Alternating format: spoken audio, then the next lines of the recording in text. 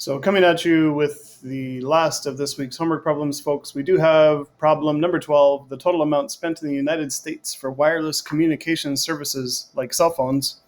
Remember, this book is old. In billions of dollars can be modeled by that equation, where t is the number of years past 1995. How much does this model predict is spent on wireless communication in the year 2021? And I'll be honest, folks, I bet that this number that's going to be predicted is going to be a gross underestimate. I believe it's going to be way lower than what it really is, but we're going to use this old model to try and figure it out. And so we're going to start with the equation. We have S is equal to 6.205 plus 11.23t. And let's define our variables really quickly. S is the amount of money, and t is the number of years past 1995. So over here on the side, if I do some quick math, we're looking for how much was spent in the year 2021. If I figure out how many years that is between 1995 and 2021, that is a total of 26 years.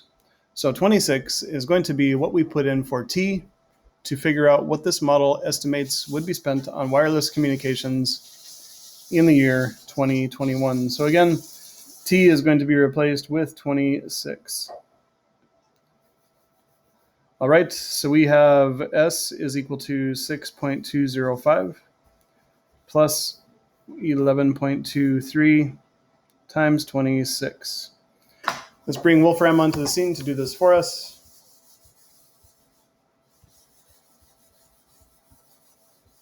And we've got S. Instead of S, I'm going to use X just because I know X is a safe variable to use in Wolfram. 6.205 plus 11.23 times 26. So this model predicts that in the year 2021 there would be $298.185 billion spent on wireless communications.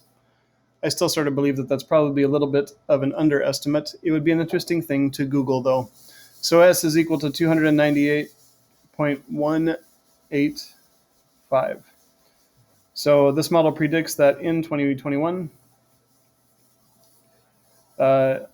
there will be 298.185 billion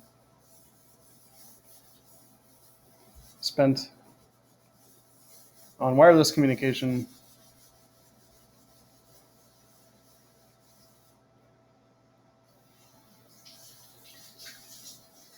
in the US. 2021 is not over yet, but I am curious now, folks, so I am going to Google how much was spent on wireless communication in 2020 in the US.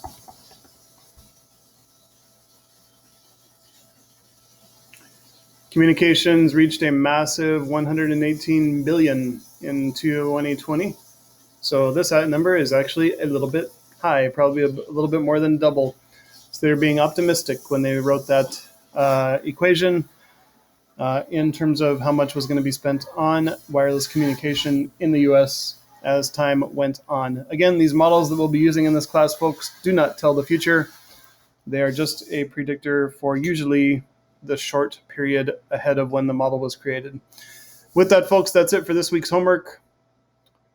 I hope that you have an awesome weekend, and I hope that this was helpful.